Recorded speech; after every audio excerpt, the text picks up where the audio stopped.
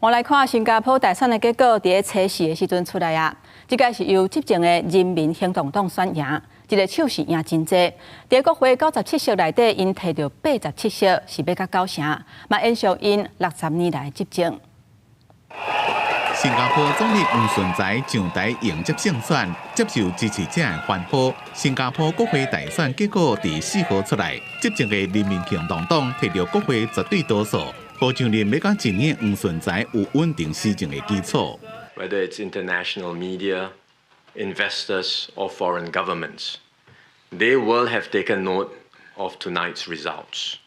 It's a clear signal of trust, stability, and confidence in your government. 人民行动党这边大选得票率65.57%，在国会97个议席内面摕到87席，强要加9成。黄顺财带头第一遍选赢，得票率是比2020年增加超过4个百分点。延续人民行动党60年来的执政，新加坡自1965年独立建国以来，一直拢是人民行动党执政。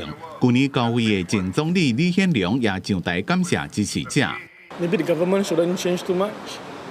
Yeah, so I think status quo is alright for me. They focus a lot on like cost of living as well as like perhaps like shortage of housing and like the increasing housing prices in Singapore. And yeah, and I think like a lot of us are also quite concerned about it, especially given like how it seems like we are all entering a economic recession.